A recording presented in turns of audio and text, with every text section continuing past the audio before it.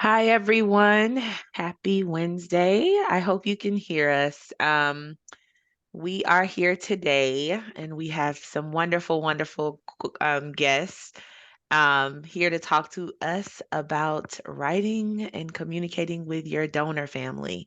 We have Pamela and Samantha both here to present, and we also have two families that we're so thankful that they have decided to join us to share their stories. We will let them present the information they have available for us. And then, as always, you can ask questions in the chat box or once they are done with the presentation. So I will turn it over to you, Pamela, or Samantha, whoever's going to go first.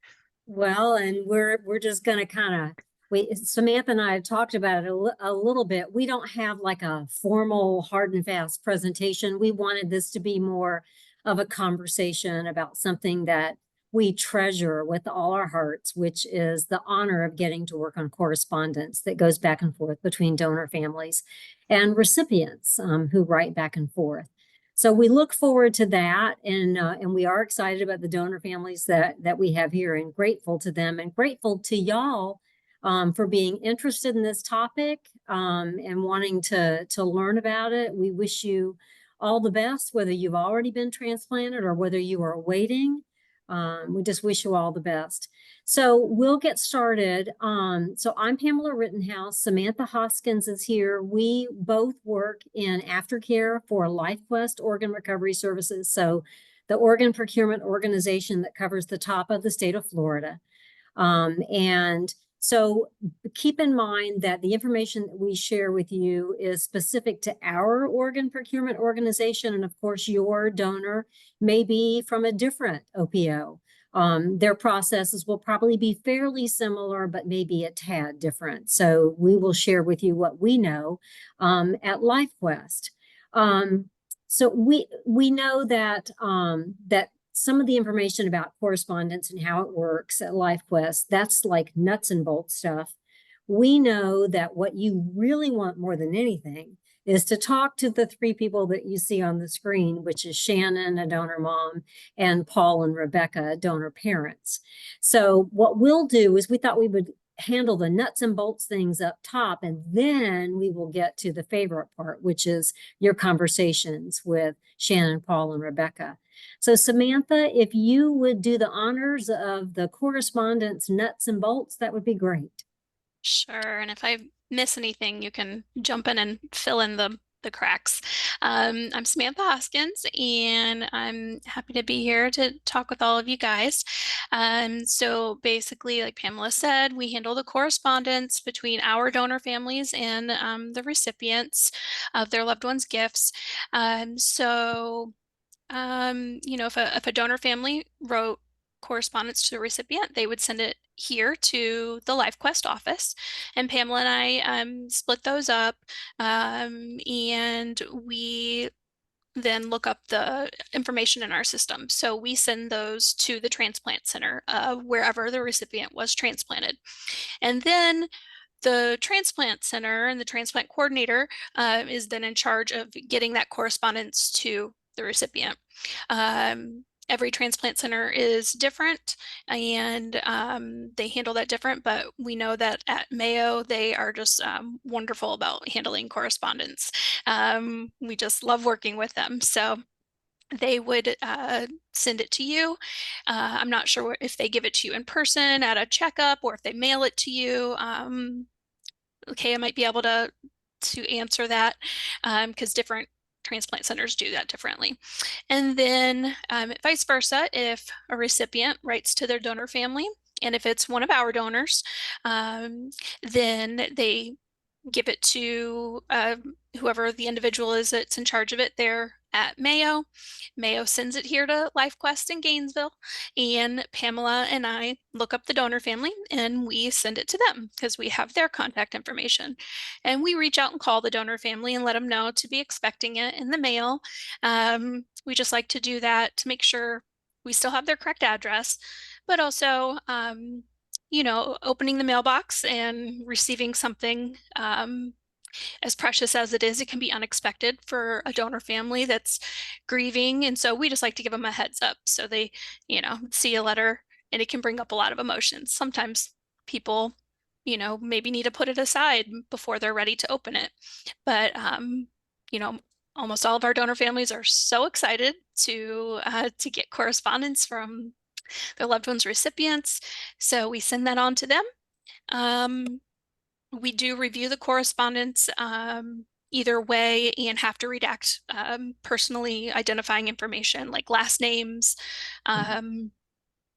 things that, if it was somebody included their address or phone number, anything that's really obvious that if you did a Google search, you could find the person. And Mayo does redact information as well. So that's just our policies. And we do scan and upload a copy to our system just in case, something got lost in the mail. We know this correspondence is precious and we don't want the only copy that existed to be gone. So we scan and upload it just in case something like that happens. We can print out a copy and get it out to the donor family or recipient. And of course, some of you may have donor families that are with LifeQuest, meaning that person passed in this North Florida area, but some of you, the donor may have lived somewhere else in the country. So they would be part of a different OPO and they would handle things, perhaps a little differently. But that is the basics. Did I miss anything, Pamela? I don't think so. All right. So anyone have any questions about that? About the nuts and bolts, go ahead and ask if you do. Although if you ask later on, that'll be fine too. And then Pamela is going to introduce the DeFranks, I think, right now. Well, and we want to acknowledge also that Shannon is here and will also be speaking in a bit. The DeFranks have actually presented to this group. It's a couple of years ago, I think, Paul and Rebecca, wasn't it? Yes. Yeah. So, so we're glad to have them back again. So if it's possible, so we know they're going to want to start by telling you a little bit about their precious son, Alex. And obviously I never got a chance to meet Alex, but they've done such a beautiful job of always sharing about him. I feel almost as though that I got to know him, precious. But we had 2 photos of Alex that we could display while they're talking about Alex at first. Is it possible to have those photos come up? Yeah, I'll put the first one up. Give me one second. All right. Right. Can And you see that? yes, right. I can. All right. So Paul and Rebecca, you want to start out maybe by talking about this young man who was a lover of animals. He did. He, in ways, he was his own Dr. Doolittle, because even our animals around here that may not be the easiest to get along with, like our cat that is kind of known for being contrary, she loved him.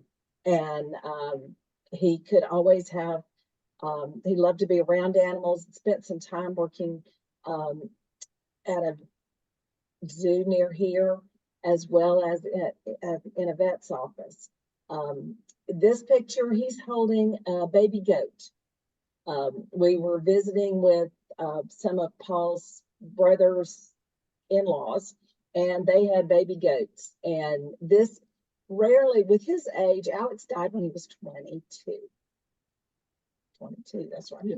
And so we don't have many pictures of him smiling because he was in that be tough stage. But there was so much joy with him holding this baby goat that that's just that he couldn't hold it in. Wonderful. And I know there's one more picture. Maybe we can bring that other picture up. And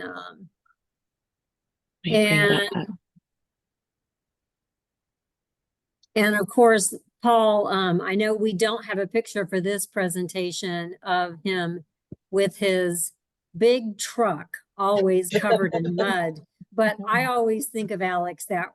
What you want to explain? Yeah, You might also notice to the left of Rebecca there, there's a third picture. He's always around in our house. Um, we've actually carved this picture out of a larger picture of him and his grandmother. Um, he was a very photogenic child. Um, his smile always brightened us up. He brightened up a lot of people's lives. And we actually did a presentation for Tallahassee Memorial Hospital back in the spring, and this is the actual photo that we used for that event as well. Well, and one of the things that is a little bit unique about Paul and Rebecca is that they wrote to all of Alex's recipients first. We always try really hard to make sure our donor families know that if they want to write first, they can. Sometimes if you don't tell them that, they'll think they have to wait and see if the recipients write to them and answer back. But it's not right for all families to write first, but for those who do want to, they can. And that is what the DeFranks did. And they're also rather unique in that they have heard back from all of those recipients. Oh, Paul and wow. Rebecca, could y'all talk about that, that whole writing process? And do you remember the first time you heard back and how that felt and what it meant? Oh, yeah. Yeah. When you first mentioned that, the desire to write, I think really overcame me because I was feeling the need to share with others who Alex was, not just some unknown random person who donated an organ, but he had a life. He was precious to several people, everyone in his family, and his likes and his dislikes. All that was very important to want to share with the donors recipients. Well, and I think it was therapeutic because it wasn't just a kidney, a liver, a heart. He was a young man, and so we wanted them to know a little bit about the person that he had been. And I think, like I said, I think it was very therapeutic for us, being a family who has lost a child. That's one of those things that you can't talk about with just anybody. And we wanted to share with these people, especially, who he was. And it was, we didn't know what to expect. We didn't know who we would hear from. We heard from each of them, and each letter was very different. The first one that we received was very much we appreciate the organ. You've given us more time together.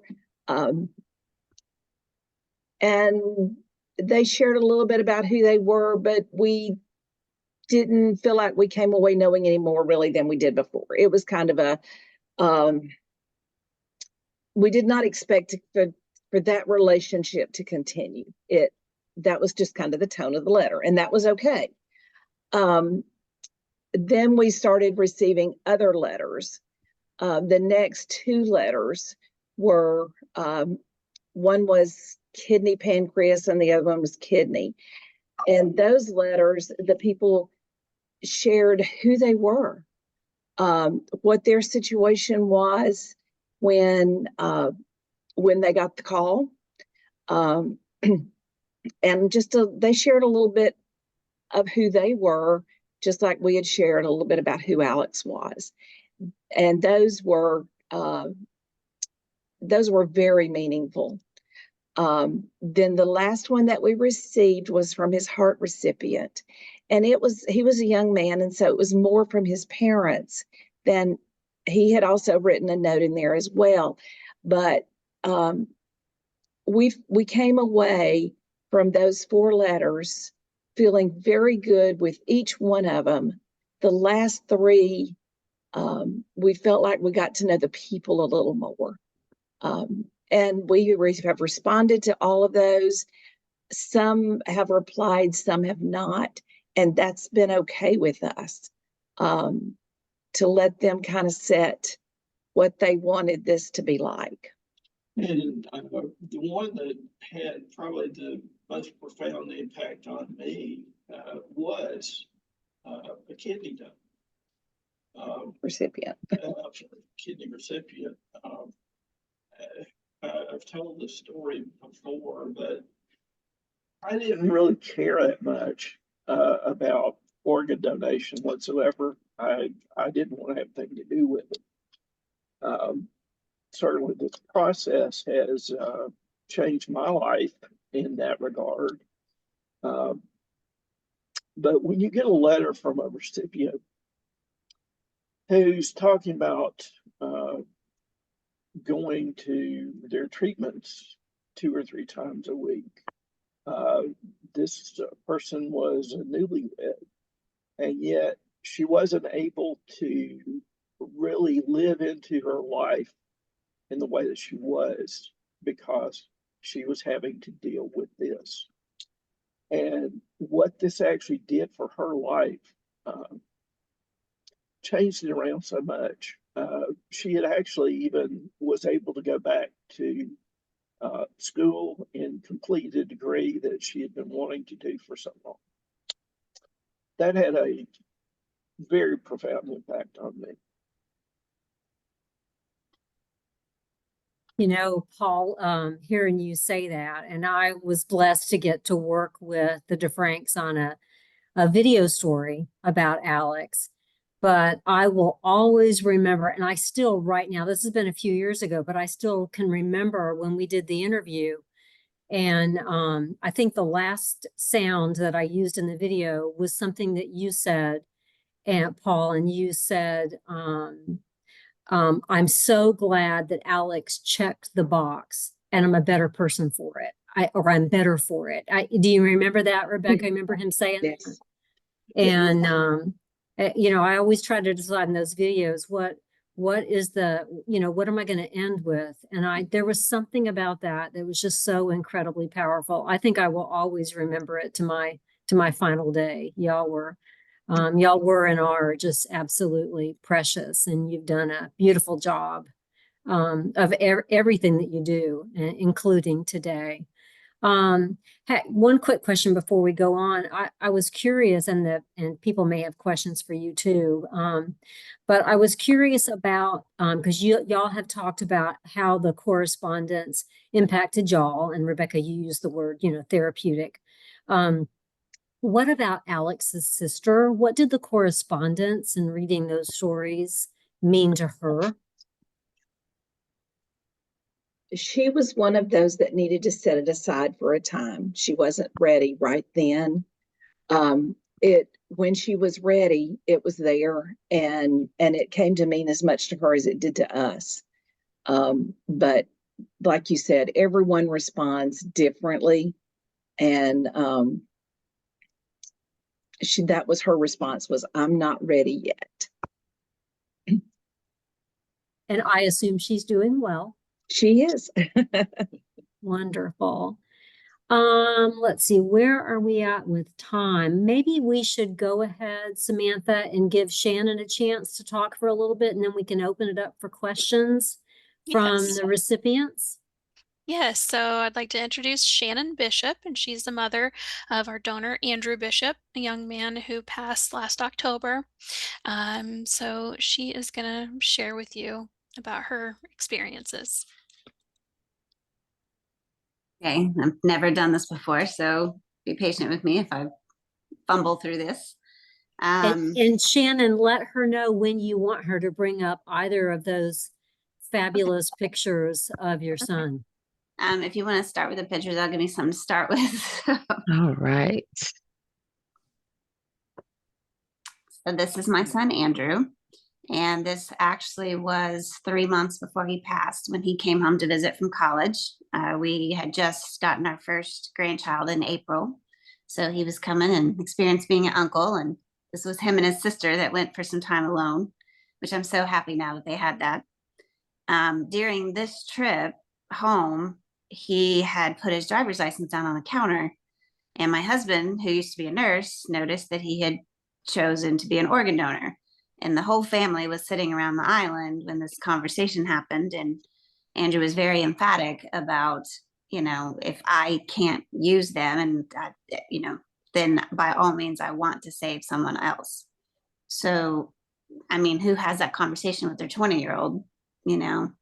I can go to a long story about my beliefs on all that, but, Andrew always was a giving spirit.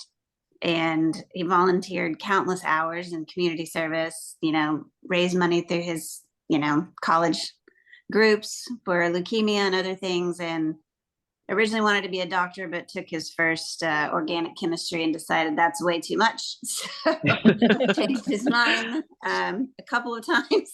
But in the end, he chose economics. And when he had created his LinkedIn profile, it said, helping the world one spreadsheet at a time, like he just was always giving. So if you want to show the other picture. Yes. One second.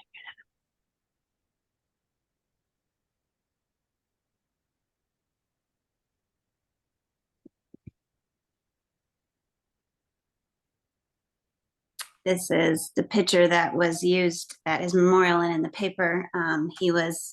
He found the love of dance in high school and just, skyrocketed in his talent and became a choreographer. He was, in so many clubs, like I said, and he really found himself through dance. And another story about that is 6 months before his accident, he actually choreographed in our living room while we were sleeping, because he was a night owl, a dance to How Do I Say Goodbye? Oh, wow. And my daughter, his sister, found that on his TikTok after he passed. So anyway, I might cry on this part, but he was just such a beautiful soul. And I know he would be really proud that he was able to help other people. And as a family, it would mean so much to us if we could hear that he succeeded in that.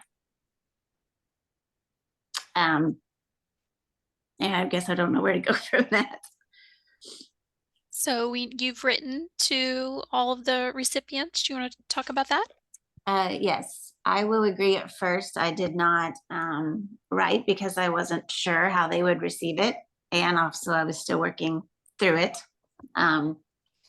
Sorry. And then a couple months later, we did receive a letter, and it was so beautiful. And my husband came in all excited from the mail, we just ripped it open. I mean, we didn't wait, we ripped it open. And the young woman who wrote us, I can tell you that her and Andrew would have been buddies for sure. Like, they had a lot of the same similarities. She wrote the letter on cherry blossom paper, which was his favorite flower. And, there was just, her line in there was that her life has not been very well because of her health, and she had been separated from her family on a lot, and that she can only describe it as the love and light from our son. Well, she didn't say son because she didn't know, is the reason her life turned around. So that was beautiful. I did write back to her. I have not heard back again. I worry that I overwhelmed her because I just told everything about Andrew and included probably too many pictures. I don't know. So I don't know if I overwhelmed her. In the original letter, she said that she would love to one day meet us. So I'm hoping that that does happen. So after a couple of months, I then decided to write to the other recipients, but I have not heard back. And that is really hard because you have to put yourself out there and not get anything, even if it was just we're doing well, thank you, that it's something, back. It's a little hard not to get it, but I also know that I have to respect their family and their wishes and the things that go along on their end also. But I will say it is, as I think the defunct said, it's a huge gift, and it is very therapeutic for those of us that had to do that walk. Thank you so much for sharing that with Yeah, us, Shannon. thank you. Well, and one of the things to keep in mind too is the different transplant centers are all different. And sometimes a recipient will write and certain transplant centers will hold, you know, for a certain period of time. They don't all do that. They're all different. So, you know, but I can only imagine how, you know, how hard it is Yeah. to wait. Glad you received the one letter and that it was so beautiful. I'm amazed by your son's mind, which seemed, or his spirit and soul. It just seems to be, he was one of those people who's developed in every way, not just in certain ways. He was obviously artistic, but he was going to major in economics. It's like, okay, we've I got both know. sides all there. You know, what a beautiful soul. And there are probably some pictures somewhere around the DeFrank's home too of their son fishing, because that was another one of his big loves. I guess we should stop for a minute and ask among the people who are listening patiently and intently on this presentation for any and all questions that you may have for Samantha or me, or for Shannon or Paul or Rebecca. There's no question that's off limits if you've got anything you'd like to know.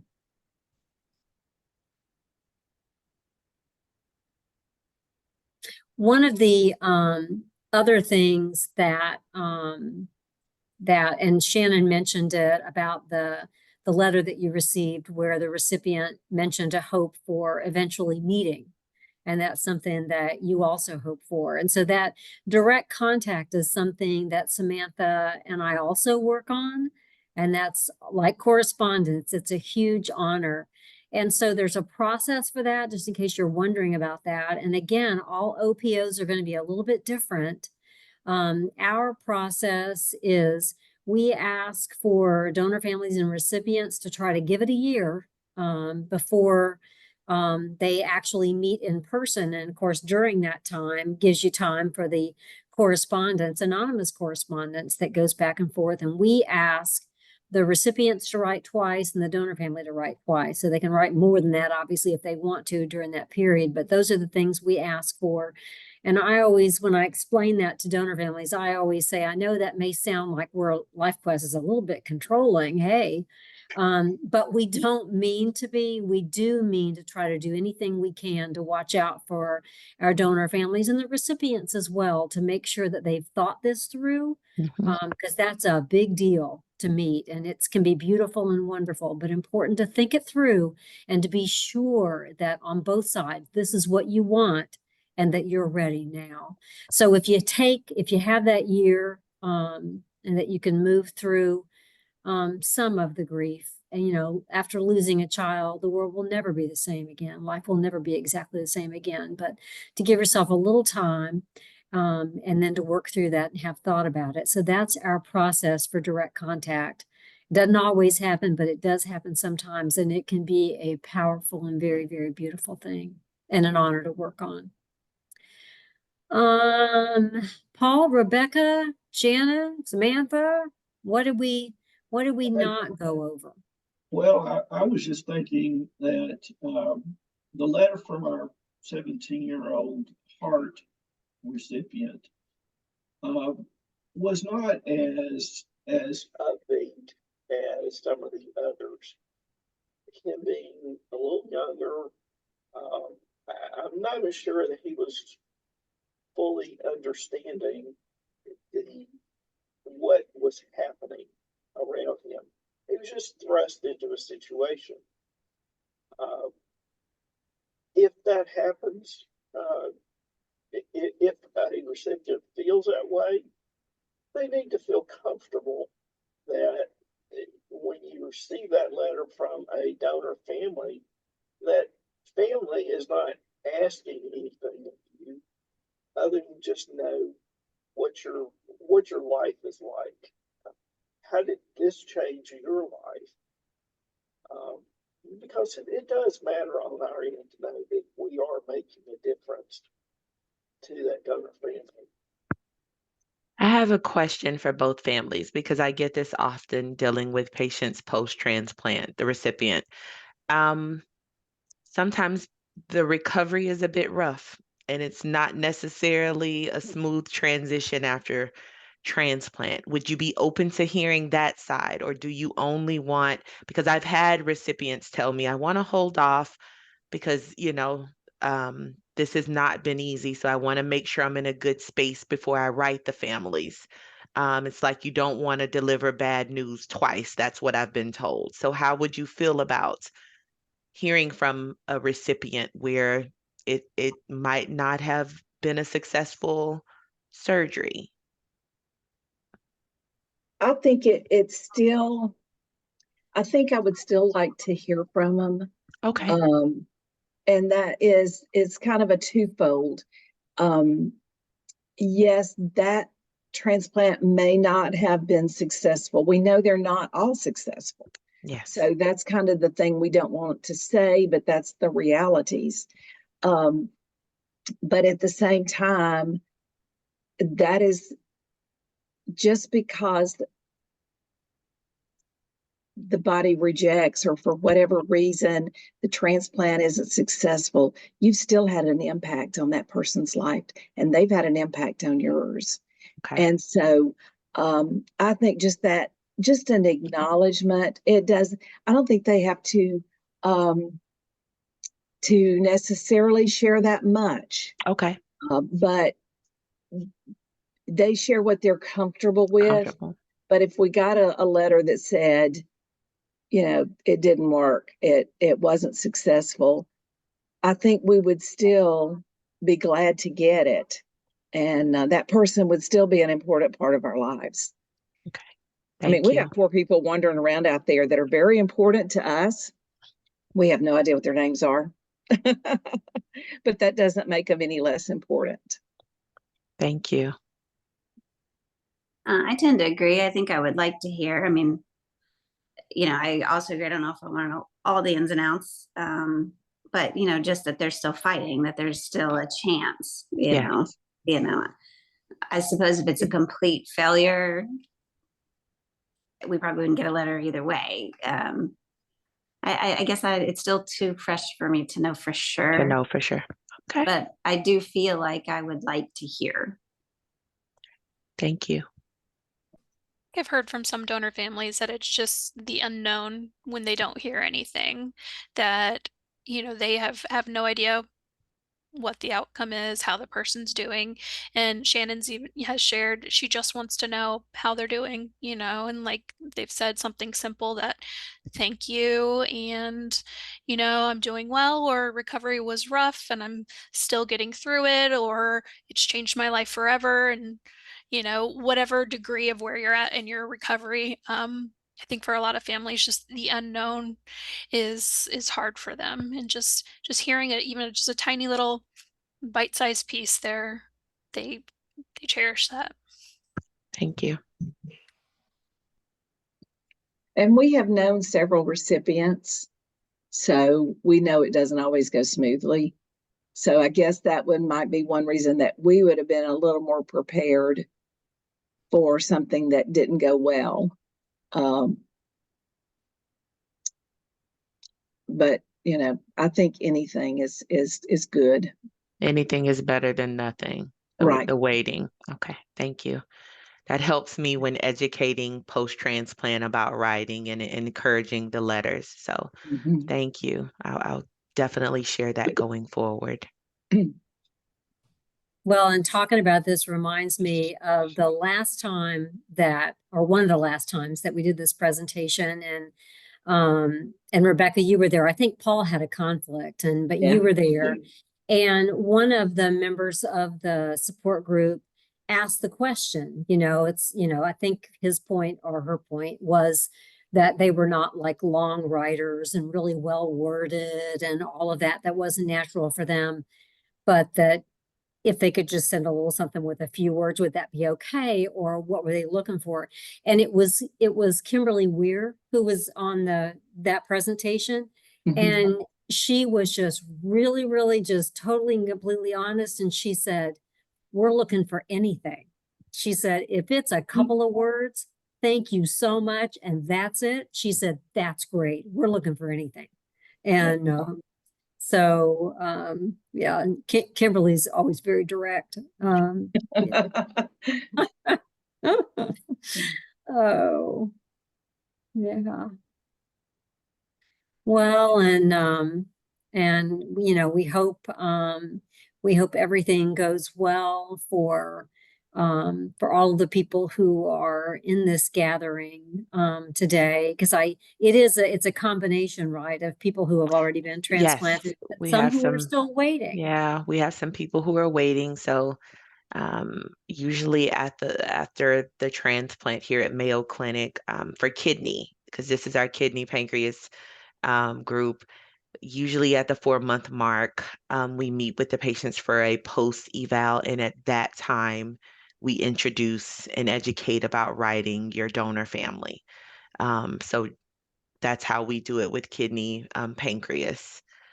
So yes, we educate, we provide the information, and we get a lot of patients that, they just want to know what to say. They want guidance, and as you said, Samantha, they, sometimes don't know what to put, and they struggle with what to include. So this is wonderful information, so that I can pass along when discussing this with them post.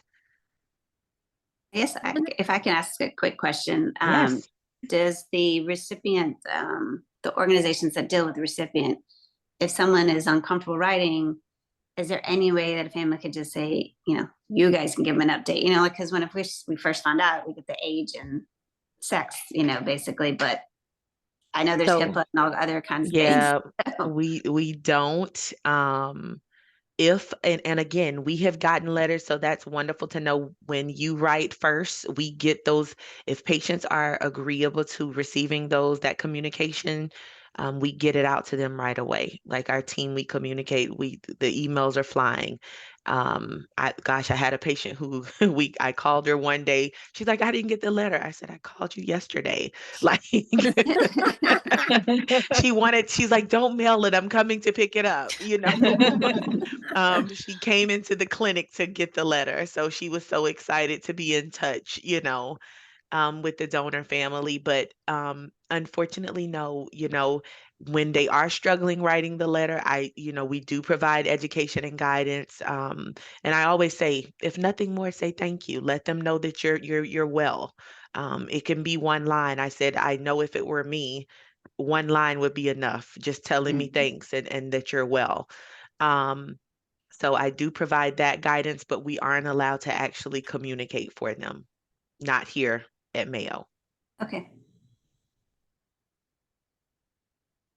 Well, one of the things that's wonderful about Mayo and the way y'all work, which is, just at the top level, and in terms of the caring and that you put into correspondence and direct contact and all of that. And if we've got a question, we're able to get through, we work through Patty Enderly, but then we're able to get through to y'all with our questions. And so if you have a recipient sometime down the road who is struggling a little bit with their health, but wants to send some kind of a card or letter or something, encourage them. They can always, ask you, hey, I know that I'm not doing as well as I hope, at least not yet. Is it okay if I go ahead and write? Can I share some of that, with the donor family? And then y'all know that you can always get a hold of Samantha and me, anytime. And so the members of your group should understand, I think, how fortunate they are to have y'all and the other, coordinators, and us on our end. Yes, absolutely. Because we are happy to do, anything we can. We'll jump over any kind of a hurdle or a hoop if it's possible, to help our donor families and your recipients communicate in whatever way both sides wish for is, that's allowed. We'll do anything Thank because you. it's a blessing. It really, Yes, really yes, is. very much so. And it's appreciated. Your hard work is appreciated. I tell Patty, keeping all of the letters and the correspondence back and forth, when she's messaging us and letting us know the updates, it's always wonderful when we're able to make that connection for the families. So, Absolutely. does anyone have any questions in our group? I don't see anything in the chat. Anyone, if you were uncomfortable chatting, you can always put something in the chat box, or you can unmute yourself to speak if you have a question for either of our families or Pamela or Samantha.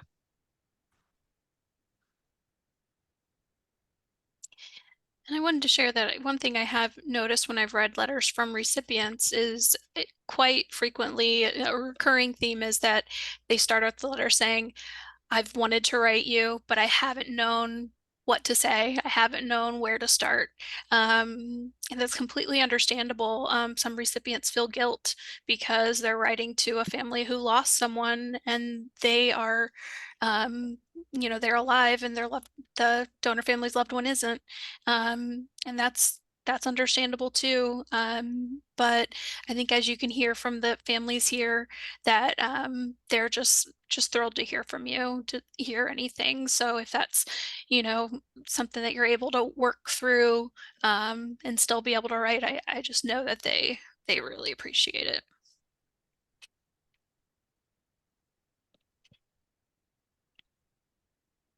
All right. Well, if we don't have anything else, I want to thank you all, Pamela, Samantha, and special thank you to Shannon and the DeFranks for sharing your stories about your loved ones and the beautiful pictures. Thank you very much for your time. This was very informative for me, and it's going to be helpful towards my work in the future with discussing this with recipient families. So I really appreciate this and enjoyed this. So Thank do you. we. Thank you for the opportunity. Thank you. All right. Well, I will let everyone resume their Wednesday. Again, thank you. And we hope to see you all next year. Thank you for this presentation. Thank you. You take care. All right. Everyone have a great day. Bye-bye. Thank you. Bye-bye. Bye.